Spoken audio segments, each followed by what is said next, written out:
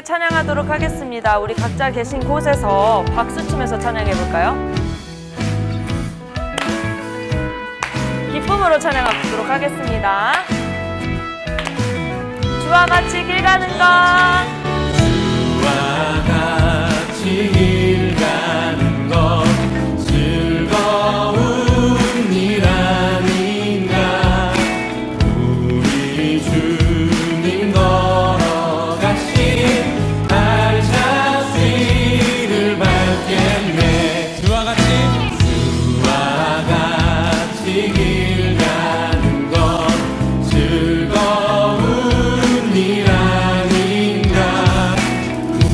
우리 주님 걸어가신 발자취를 밟겠네.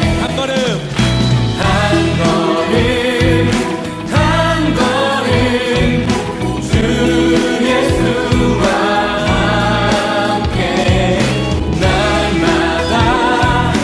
날마다 우리는 걷겠네. 우리 집에서도 꼭 박수 치면서 찬양해 보도록 하겠습니다. 2절입니다. 어린아이 같은 어린아이 같은 우리 미련하고 약하나 주의 손에 이끌리어 생명길로 가게. 어린아이 같은 우리 미련하고 약하나 주의 손에 이끌리어 생명길로 가겠네. 한 걸음 주 예수와 함께 날마다 우리는 걷게.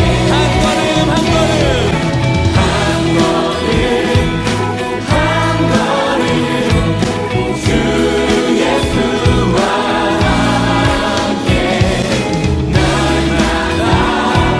날마다 우리는 걷게. 네. 우리 같이 이 시간에 우리 시선 찬양하시면서 우리의 마음을 하나님께 고백하는 시간을 갖도록 하겠습니다. 이 시간에 마음과 뜻을 다해서 찬양하길 원합니다.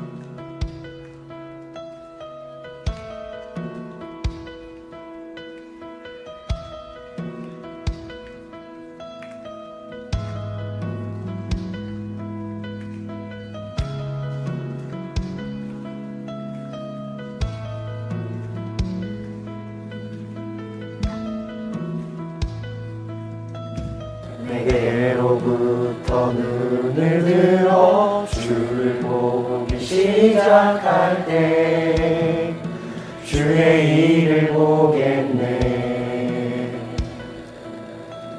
내 작은 마음 돌이키사 하늘의 꿈꾸게 하네.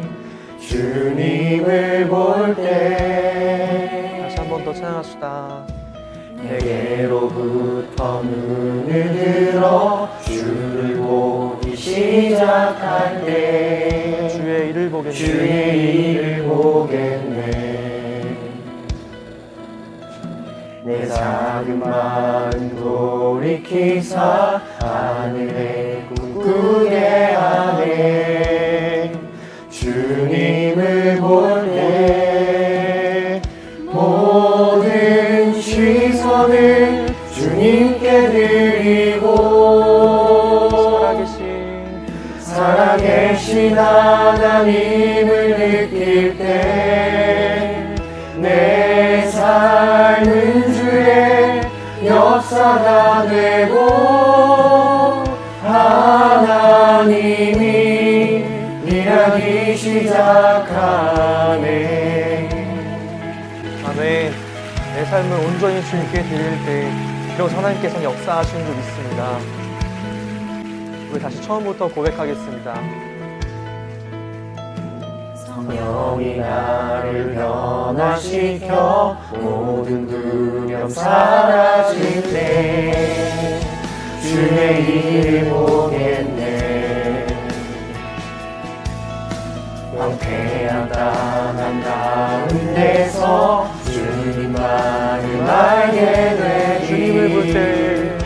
주님을 볼 때 모든 시선을 주님께 드리고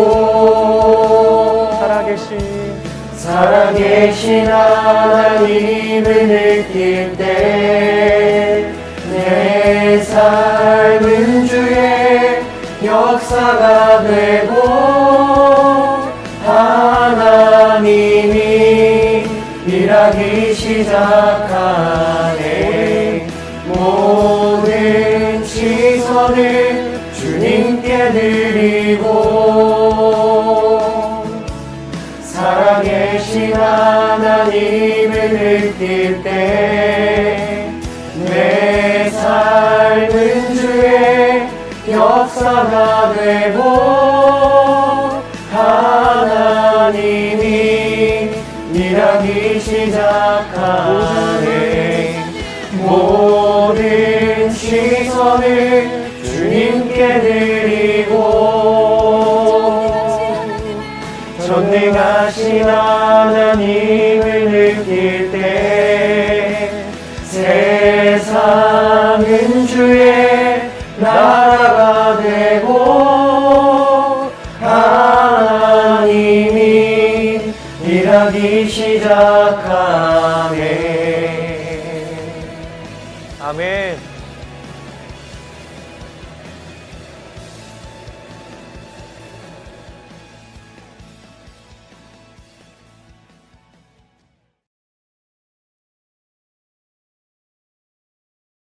기도드리겠습니다. 하나님 아버지, 지금 이 시간 저희가 영상을 통해 귀한 예배를 드릴 수 있게 하심에 감사합니다. 각자 예배드리는 자리 가운데서 하나님이 저희를 만나주시길 기도합니다. 아직 예배에 참석하지 않은 고등부의 발걸음을 인도하여 함께 예배드릴 수 있도록 도와주시옵소서. 또한 코로나 바이러스로 인해 저희가 만나지 못하는 상황이지만 예배당에 있다는 마음가짐으로 설교를 들을 때 마음의 문을 열어 더욱 하나님과 가까워지는 시간이 될 수 있도록 도와주시옵소서. 오늘도 감사드리우며 사랑이 많으신 예수님의 이름으로 기도드렸습니다. 아멘.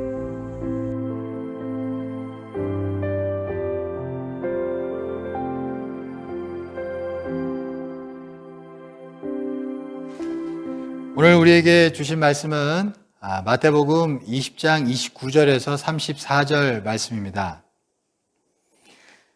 그들이 여리고에서 떠나갈 때에 큰 무리가 예수를 따르더라. 맹인 두 사람이 길가에 앉았다가 예수께서 지나가신다 함을 듣고 소리질러 이르되 주여 우리를 불쌍히 여기소서. 다윗의 자손이야 하니 무리가 꾸짖어 잠잠하라 하되 더욱 소리질러 이르되 주여 우리를 불쌍히 여기소서. 다윗의 자손이야 하는지라. 예수께서 머물러 서서 그들을 불러 이르시되 너희에게 무엇을 하여 주기를 원하느냐. 이르되 주여 우리의 눈 뜨기를 원하나이다. 예수께서 불쌍히 여기사 그들의 눈을 만지시니 곧 보게 되어 그들이 예수를 따르니라. 우리 고등부 친구들 반갑습니다. 한 주간 잘 보내셨죠? 오늘 본문을 가지고 기회를 붙잡는 사람이란 제목으로 하나님 말씀 전하겠습니다. 오늘 성경 본문에서 두 맹인이 나오죠. 이 두 맹인은 기회를 붙잡은 사람이다 라고 할 수 있습니다. 예수님이 지나간다는 소문을 이 두 맹인이 듣게 되었고요. 그 지나가는 예수님을 만나서 치료받는 기회를 붙잡게 되었던 것입니다. 하나님의 축복이 이들에게 임한 것이죠. 예수님이 지나가실 때 다른 많은 병자들도 분명히 있었을 것입니다. 또 마음에 번민이 있는 그런 자들도 많았을 거예요. 하지만 그들은 그 좋은 기회를 그냥 흘려보냈지만 오늘 성경에 나오는 이 두 맹인은 기회를 꽉 붙잡았던 것입니다. 인생들을 이렇게 살펴보면요, 모든 인생들에게는 기회가 주어진다는 것을 우리가 알 수 있어요. 하지만 그 기회를 또한 붙잡는 사람은 많지 않다는 것도 우리가 알 수 있습니다. 우리는 정말 기회를 붙잡는 사람 되어야 할 줄 믿습니다.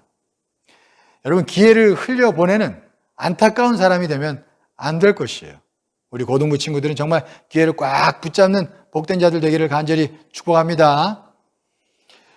오늘 나누고자 하는 부분은 기회를 붙잡기 위해서는 다른 데 있는 것이 아니라 자기 자신에게 달렸다는 그런 말씀을 좀 드리고 싶습니다. 많은 경우에 상황 때문에, 그리고 또 다른 사람 누구 때문에 기회를 놓쳤다고 말들을 많이 해요. 하지만 여러분, 결코 그렇지 않습니다. 다분히 자기 자신에게 달려있다는 것을 우리가 명심해야 돼요. 기회를 붙잡는 것도, 기회를 놓치는 것도 자기에게 달려있습니다. 특별히 내 내면에서, 내 속에서 일어나는 어떤 태도들, 그게 참 중요합니다. 그렇다면 오늘 본문에서 이 두 맹인은 어떤 태도에 의해서 기회를 붙잡을 수 있었는지 우리가 그것을 좀 살펴보겠습니다. 첫째, 여러분, 이 두 맹인은요, 긴박한 마음이 있는 그런 사람이었습니다. 큰 무리들 앞에서 이 두 맹인은 부르짖었어요. 도와달라고 부르짖었습니다. 심지어 제자들이 와서는요, 꾸짖었어요. 그 꾸짖었는데도 불구하고 이 두 맹인은 부르짖었습니다. 자존심, 체면, 이런 거 다 버렸어요. 이 두 맹인의 마음이 무엇이었을까요? 바로 긴박했던 겁니다. 긴박했어요. 예수님은 지나가고 있고 또 자기를 고쳐줄 사람은 저 예수님 뿐이다. 그런 마음이 들었어요. 그러니까 얼마나 긴박했겠어요. 긴박하니까 정말로 일이 이루어지게 되었습니다. 모든 기회는요, 긴박한 자가 차지하게 되는 법입니다. 목사님은 이제 설교를 하는 사람인데 이 설교를 준비할 때도 참 목사님은 많이 느끼는 게 있어요. 그게 뭐냐면요, 이 성경을 읽으며 깨닫는 것이 있어도 설교 준비가 다 되는 게 아니라는 것입니다. 그게 다 된 게 아니에요. 아무리 평상시에 많은 것을 깨닫고 있어도 설교하는 날이 닥쳐야 설교가 정리되고 비로소 설교 준비가 끝나게 돼요. 그러니까 참 느낀 게, 긴박해져야 정리되고 마무리되는구나. 일이 잘 성사가 되는구나. 제가 그걸 많이 느낍니다. 구약에 보면 이스라엘 백성들이 출애굽을 하잖아요. 출애굽할 때도 보면 하나님께서 이스라엘 백성들에게 무교병을 만들어서 급하게 먹으라고 명령했어요. 급하게 먹고 급하게 탈출하라. 그런 얘기죠. 그렇게 긴박하게 움직여야 탈출에 성공할 수 있기 때문에 하나님께서 그렇게 말씀하셨습니다. 근데 여러분, 이거는요, 구원 사건과 우리가 구원받는 것과 아주 긴밀하게 연결되는 상징성이 있는 이야기입니다. 여러분, 우리 구원이라는 것도요, 긴박해야 구원이 이루어집니다. 여러분, 보면은 누가 진짜 회개할까요? 긴박한 자가 진짜 회개를 해요. 마태복음 3장 9절에서 10절 말씀을 보면 이런 말씀이 있어요. 이렇게 말씀합니다. 속으로 아브라함이 우리 조상이라고 생각하지 말라. 내가 너희에게 이르노니 하나님이 능히 이 돌들로도 아브라함의 자손이 되게 하리라. 이미 도끼가 나무 뿌리에 놓였으니 좋은 열매를 맺지 아니하는 나무마다 찍혀 불에 던져지리라. 이렇게 말씀하셨어요. 죄를 짓고 살아가는 자들에게 이게 이렇게 말씀하는 거예요. 너희가 아브라함의 자손이라고 말하면서 천국 갈 것처럼 생각하지만 죄 지으며 살고 있는 너에게는 이미 도끼가 놓여 있다. 그렇게 말씀하는 겁니다. 여기서 중요한 게 이미 도끼가 너희에게 놓여 있다는 게 중요합니다.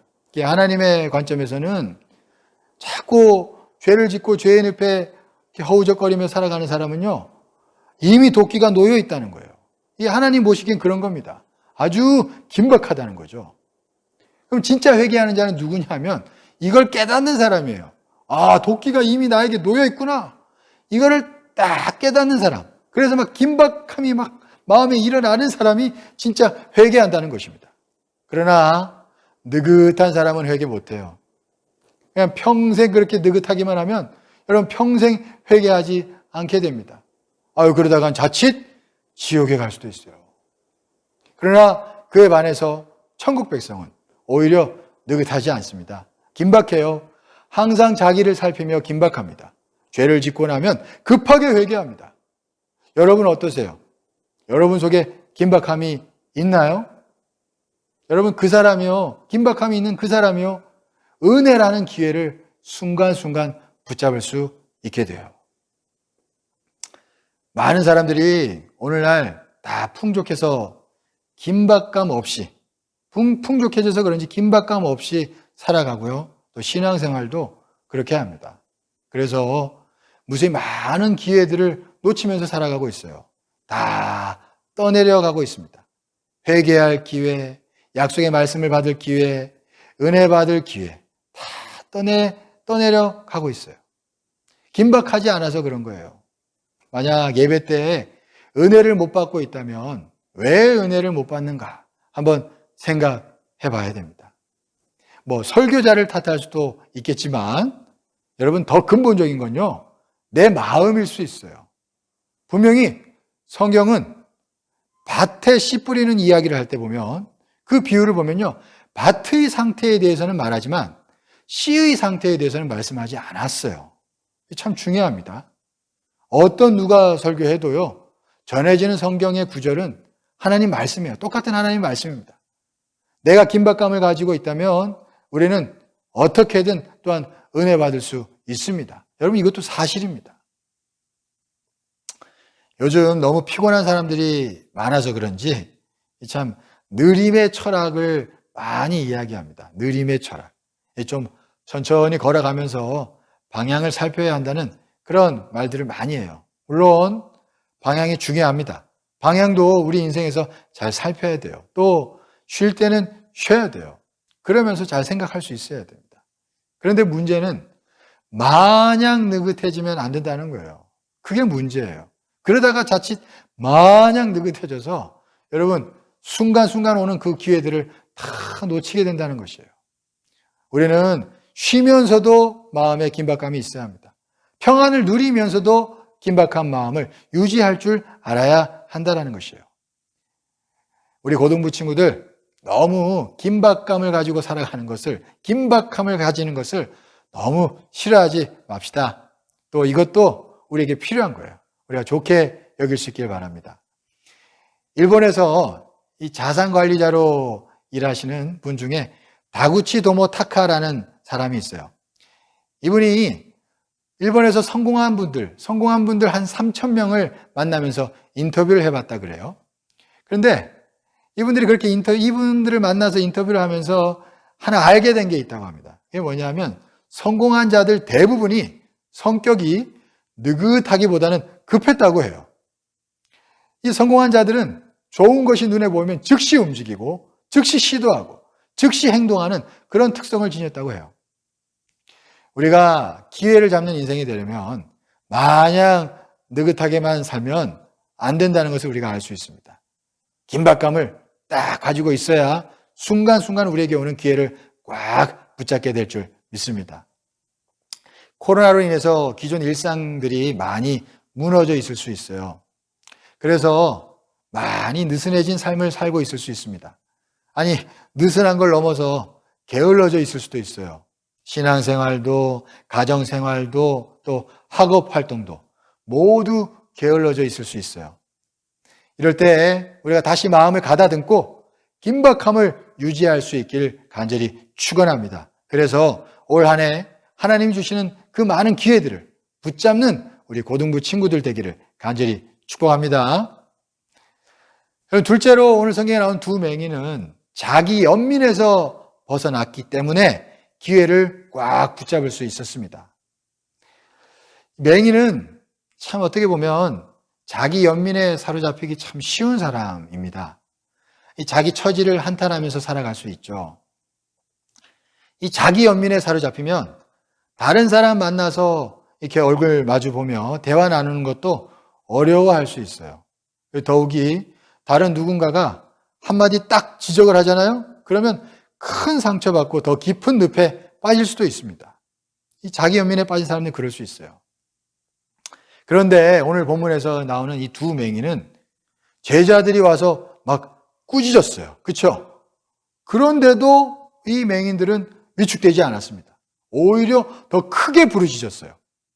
이걸 보면 이 두 맹인은 자기 연민이라는 그런 끈을 쫙 잘라버렸다는 것을 우리가 알 수 있습니다. 자기 연민에 사로잡혀 있었다면요, 제자들이 꾸짖었을 때 상처받고 위축되어서요, 그냥 속에서 원망만 하다가 그냥 집으로 돌아갔을 거예요. 하지만 오늘 이 두 맹인은요, 위축되지 않고 도와달라고 부르짖었습니다. 그래서 그들은 기회를 붙잡게 되었던 것이에요. 자기 연민에서 벗어나야 여러분, 우리는 인생에서 기회를 붙잡을 수 있어요. 우리가 자기 자신을 볼 때 자신의 외모도 마음에 안 들고 학교 성적도 마음에 안 들고 내 가정 형편도 마음에 안 들 수 있어요. 그런데 이렇게 마음에 안 드는 것을 계속 생각하다 보면요, 자기도 모르게 자기 연민에 빠질 수 있습니다. 문제는 이렇게 되면 자기가 자기를 스스로 자기 감옥에 가둬버린다는 것이에요. 여러분, 이걸 알아야 됩니다. 이걸 아셔야 돼요. 자기 스스로 자기 감옥에 갇혀서 밖을 향하여 부르짖지 못하게 돼요. 밖을 향하여 도움을 구할 수 없게 돼요. 막 너무 자기 연민에 사로잡힌 사람은요, 선생님께 어려운 수학 문제에 대해서도 질문 못해요. 질문도 못해요. 또 교회 선생님이나 목사님에게 기도 부탁도 못해요. 너무 자기 연민에 사로잡힌 사람들은요. 그리고 무엇보다도 하나님께 부르짖으며 도움을 구할 수 없게 됩니다. 여러분, 이것만큼 안타까운 게 어디 있어요? 도움을 구해야 기회를 붙잡을 수 있는데 말이에요. 그렇죠? 미국 영화 감독 가운데 우리 잘 아는 영화 감독 있죠? 스티븐 스필버그. 스티븐 스필버그가 있는데 이분은 젊은 시절에 참 영화 감독이 너무 되고 싶어서요, 영화 회사에 기웃기웃거렸대요. 근데 누구도 이분을 인정해 주지 않았다 그래요. 쳐다보지도 않았대요. 그럼에도 불구하고 이분은요, 그렇게 계속 기웃기웃거렸습니다. 한 2년 정도 그랬다 그래요. 그렇게. 어떻게 보면 정말 상처받고 자기 연민에 사로잡히고도 남을 만했습니다. 2년 동안 계속 그랬으니까요. 여러분, 그러나 스필버거는요, 자기 연민에 사로잡히지 않았습니다. 그냥 매일같이 그냥 똑같이 출근 아닌 출근을 그 영화사에 했습니다. 그러던 어느 날 스필버그가요, 좀 답답했던지 그 회사 주변에 해변가가 있었는데 해변가로 산책을 나갔습니다. 그런데 해변가에서 우연히 어떤 한 남자분을 만나게 되어서 같이 자연스럽게 대화를 하게 되었어요. 이 말동무를 하게 되었는데 대화를 나누다 보니까 그 남성분도 스필버그만큼이나 영화광이었어요. 그래서 서로 한참을 대화하다가 좀 통한다는 생각이 들어서 이 스필버그는 자기 처지와 고민을 털어놓게 되었습니다. 털어놓게 되었어요. 그런데 이 대화하던 상대자가 느닷없이 그러는 거예요. 아우, 당신의 열정에 내가 반했습니다. 내가 영화 제작 비용을 대겠으니까 마음껏 한번 영화를 찍어 보십시오. 그렇게 느닷없이 제안하는 거예요. 깜짝 놀랐죠. 이 알고 보니까 이 사람은 미국에서 손꼽히는 갑부였어요. 그래서 스필버그는요, 그의 제안을 받아들이고 그래서 그의 첫 영화인 앰블린이라는 영화를 만들게 되었습니다. 그리고 이 영화는 베니스 국제영화제에서 수상을 하게 되었어요. 이 스필버그 인생에서 참 기회는요, 자기 밖에서 오게 되었다는 걸 알 수 있습니다. 기회가 자기 밖에서 왔어요. 우연히 해변가에서 만나서 대화를 나누었던 사람이 자기를 도와준 것이었어요. 그런데 여러분, 스필버그가 이렇게 자기 밖에서 오는 기회를 붙잡을 수 있었던 것은요, 2년 동안 백수로 영화사를 기웃기웃거리면서도 자기 연민에 사로잡히지 않았기 때문이라는 거예요. 이게 중요합니다. 자기의 누추한 모습에 사로잡히지 않았어요. 그래서 낯선 이와의 대화 속에서도 자기의 이야기를 분명히 할 수 있었던 것입니다. 자기 연민에서 벗어나야 여러분 밖을 향하여 외칠 수 있어요. 이걸 기억하십시오. 그래야 여러분 밖으로부터 오는 기회를 붙잡을 수 있는 것입니다. 오늘 본문에서 두 맹인은요, 자기 연민에 빠질 겨를이 없었어요. 그냥 그는 무조건 눈을 뜨기 위해서 자기 문제를 해결하기 위해서 그저 예수님께 부르짖을 뿐이었습니다. 문제의 해결이 자기 밖에서 온다는 것을 직감했던 것이에요. 그러니까 내 안에 사로잡히지 않았던 것입니다. 자기를 억누르는 우울한 조건에 몰두하지 않았어요. 다만 밖을 보며 부르짖었습니다. 짙은 먹구름을 뚫고 올라가 밝은 태양만 봤던 것이에요. 나를 도와줄 수 있는 예수님만 봤던 것입니다. 여러분, 이게 중요해요. 성경은 분명히 약속합니다. 시편 34편 17절 말씀에 의인이 부르짖음에 여호와께서 들으시고 그들의 모든 환난에서 건지셨도다 그러셨어요. 여러분, 내 안에 매몰되지 않고 내 밖을 향하여 부르짖으면 하나님께서 도와주십니다. 그래서 기회를 붙잡을 수 있게 된다는 것입니다. 성적 때문에, 가정 문제 때문에, 이런저런 문제 때문에 여러분 혹시 억눌리고 있지 않으세요?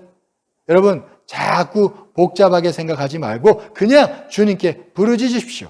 그러면 여러분들을 하나님께서 도와주십니다.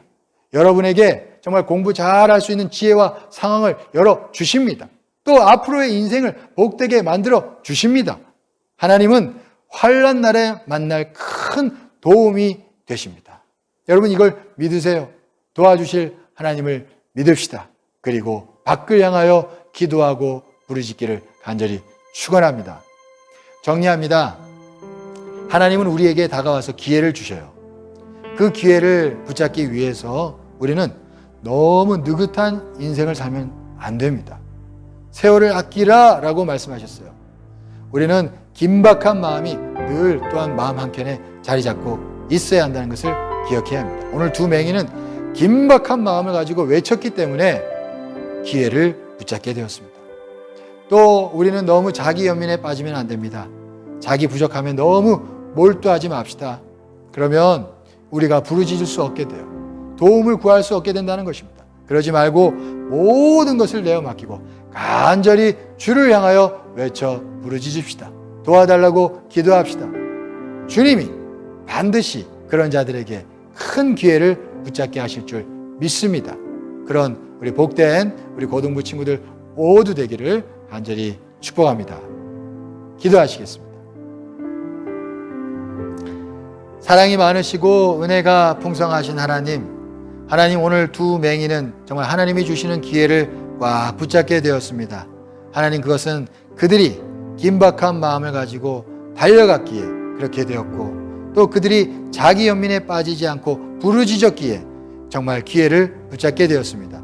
하나님, 우리 고등부 친구들도 이때에 정말로 늘 마냥 느긋해지는 것이 아니라 우리가 긴박함을 가지고 늘 인생을 이끌어갈 수 있도록 도와주시옵소서. 또 혹여나 내게 부족한 것들이 있다고 해서 그것에 너무 몰두하지 않고 나를 도와주시는 하나님께 부르짖는 그런 자들 되게 하여 주시옵소서.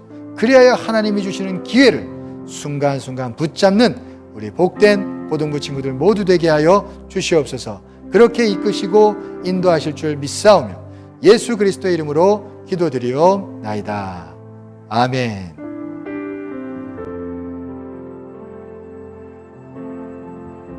네, 이 시간 각자의 처소에서 마음을 다해 헌금 드리도록 하겠습니다.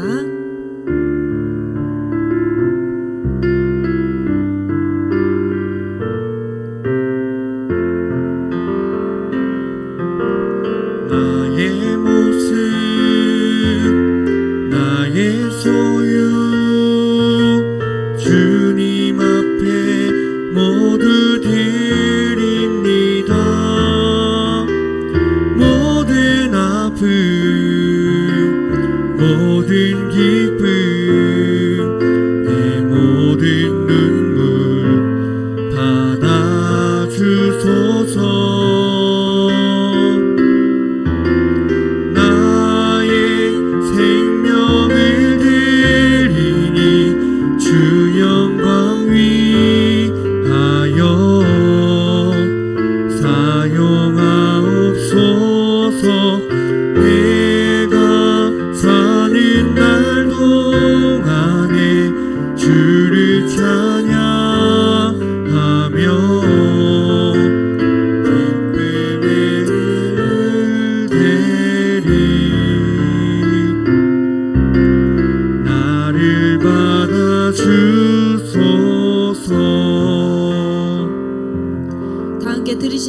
기도하겠습니다. 하나님 감사합니다. 저희들이 온라인 예배지만 첫 예물을 주님께 드립니다. 마음을 다해 주님께 드리오니 기뻐 받아 주옵소서. 예수님의 이름으로 기도드렸습니다. 아멘. 지금은 우리 주 그리스도의 그 놀라우신 은혜와 극진하신 하나님의 사랑하심과 성령님의 내주 충만 역사 교통하심이 우리 고등부 친구들 가슴마다 영원토록 함께 계시옵기를 간절히 축원하옵나이다. 아멘.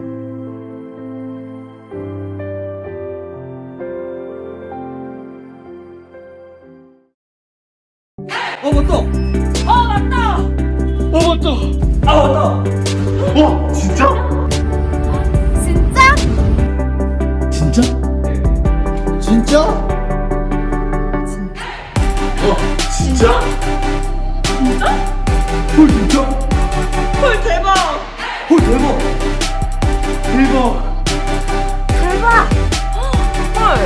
대박!